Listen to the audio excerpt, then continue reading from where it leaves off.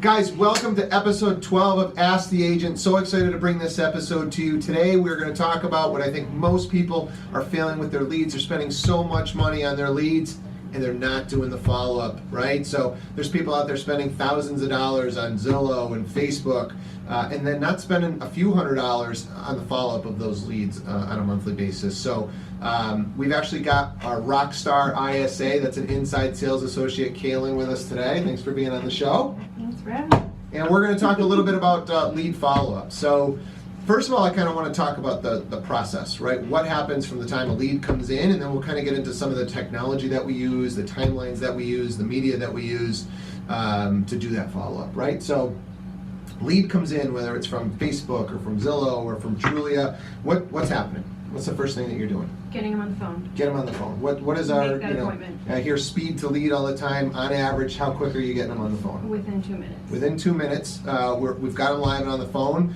You've got them on the phone, now what? Set that appointment. Set the appointment. Number one thing that we've got to do when we get a lead live is try and set the appointment. So I think if you've been studying scripts or how to qualify, there's the LP Mama method of qualifying. Maybe we can put the in the link below the LP Mama and what that stands for. Location, price, motivation, agent, mortgage, appointment. But a lot of times, like, that might be too much. Like, this person that you get on the phone, they might just want to see the property, right? So how often if you just say, I mean, what's your script? What do you say? When do you want to go see it? When do you want to go see it? Yep. How often, out of 10 leads that you talk to on the phone, how many of them just that will get an appointment? 9 out of 10. 9 out of 10. Right? So I think maybe some people are overthinking that follow-up on what do I got to do and all this qualifying.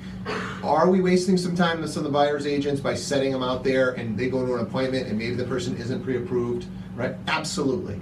Part of the game, you know, you've got to make the contacts and maybe that person ends up going into your credit repair bucket or something like that, but set the appointment, right? So I think you're doing a really good job of that. Okay, so let's say they say no, I don't want to go see it, I was just kind of curious. What are you going to do next?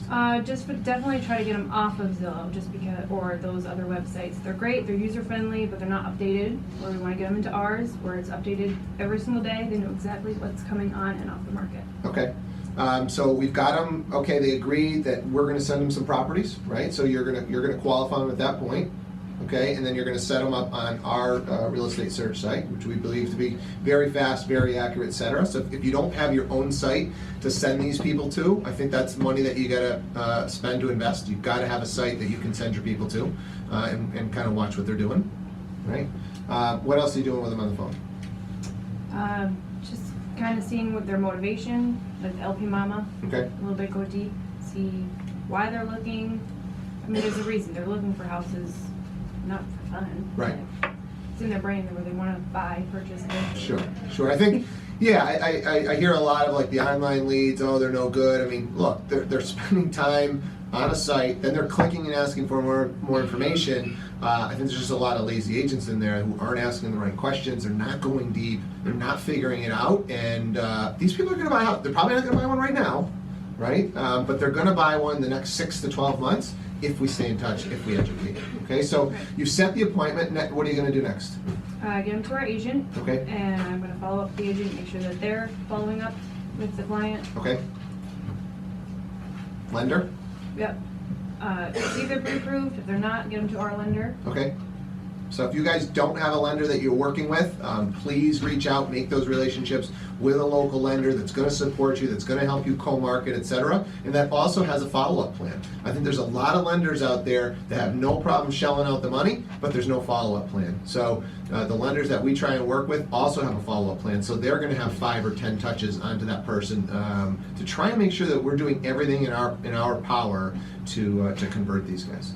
Right. So, okay, let's say we don't get them on the phone, right? Because that's obviously not going to happen all the time. Right. What's our next plan of attack? I leave a voicemail, and then I immediately send a video text.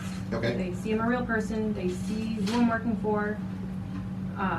Then I immediately get them set up into our site. Yep. On the property that they came in on. Okay, and you came up with a pretty neat way to do that video text. You want to tell our viewers, what are you doing? It's a nice, quick way to do it. I use Snapchat, and I'm able to put our Vita sticker on it, and I can write on the text, put the property that they came in on, what site, and just to give me a call. Yeah. So I think the nice thing about what you're doing, it's really quick, right? And the people don't have to have Snapchat, right? You can, from Snapchat, you create the video, then you can download it to your phone and you can send it out as a regular text. But the nice thing about it is when that picture comes through, even if they don't play the video, a lot of the, hey, I'm real, I'm local, I know the property that you inquired on is all in there. So even if they don't play that video, you've come across as the knowledgeable local person. Right. Cool. Okay, so you send the video text, and then we kind of have a, what are we at, 7 to 10 day follow-up plan. Yep. So kind of take us through that. What are you doing over the next few days for that lead? Calling them, leaving a different voicemail every day so that they're getting some more information about our company, where we're not just hounding them about that one property. We want to educate them on why they should work with us. Sure. Right? I think very critical for the few agents, and I'm talking the very few who actually follow up multiple times. I don't know what the statistic is from Zillow. I think it's like over 50% of the leads that get generated never even get followed up on, which is just blows my mind that you're spending that kind of money with no follow-up. But for the ones that are following up, I'd be shocked if it's more than 1-2 times, right? And here's the voicemail. Hey, it's Steve at XYZ Realty, just following up with you on 123 Main Street. You had inquired on Zillow. No value add. Why? I mean, yeah, if they're just diehard to get into that property, great, but what if they were just a little bit curious? There's no USP there. There's no unique selling proposition of why they should work with you, right? So tell them about a couple of the things that we use. So we have 6 different great voicemails that we leave. So tell them about a couple of different ones. One of them is about our charity, how we give back on every transaction, the amount of volume that we do, brings the knowledge that we know with all the different properties. Yep. I think sometimes just tell them that buyer's agents are free, right? It's not going to cost them anything. Explain that in one of the voicemails that you leave. So try and switch it up with the messages that you're leaving. Right? Definitely. Okay. So we've left the voicemail. We've sent a text. We've sent a video text. Do you send any emails? Yeah. Yes. Okay. Send the email and then with our alert as well for our site. Okay. Just to show them properties that are similar to one that they came in on. Sure.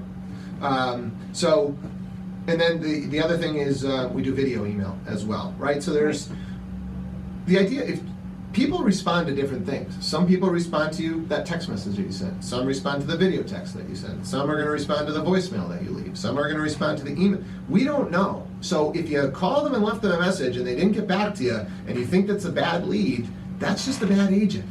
Right? And we've talked about this on previous, like you've got to do your due diligence and figure out how does this person like to communicate. Right. And then talk about times, right? Because I know it's not just you wake up every day and get in and 9 o'clock, you blast all this stuff out. How do you handle the times? Definitely switch it up every day. Sometimes in the morning, sometimes at lunch. People are on their lunch break. They can check their emails, they can check their text messages. At night when they come home, when they're relaxing, right before dinner time or after dinner time. Awesome.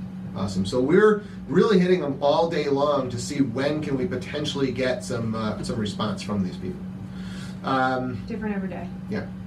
So, I think the key is you've got to have a lot of different touches. You've got to have a system. If you're just winging it, so today it's Monday and I've got some extra time, so I'm going to follow up. It just doesn't work. The follow-up's got to be there every single day. And maybe you're an indie agent or you're a smaller team. You don't need an ISA. There's a lot of technology out there that can help you guys. Maybe your brokerage provides some sort of a CRM which can send drip text drip campaigns or email drip campaigns. There are software out there to leave voicemails. You can use a technology called Sly Broadcast to drop those. BombBomb is a great resource out there to do the video emails. Follow Up Boss to just constantly be hitting people. There's a cool technology out there called Get Riley, which is a live text platform that can get back to people. So there's a lot of different options out there to do the follow-up.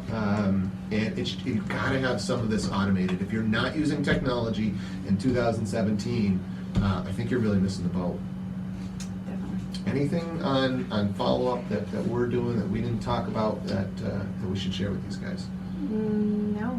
That's it. That's pretty much it. And definitely role playing, keeping your. We didn't touch on that. You don't use it, you'll lose it. Yeah. I think there's a portion of the agent database that doesn't even have a script that they go off of, right? So at a minimum, you've got to have a script that you're going to use every single time that is internalized, not memorized. There's a big difference. This is internalized, meaning I know what I'm going to say already. I'm not thinking about that. I'm really thinking about the responses that they're giving me and where am I going to take this, right? And I know you've come a long way with your scripts because of all the role play that you do. Right. You know, we've got our ISA Kalyn role playing with other ISAs across the country every single week. So maybe somebody in another part of the country has some different technology or verbiage, objection handlers that they use that we can use here in our marketplace. That's just maybe not common practice around here. Right. Awesome. Anything else you want to tell our great audience? I think that's it. That's it. Guys, thanks so much for joining us. We'll see you next week. We're live Thursdays at 3. Ask the Agent. Thanks so much.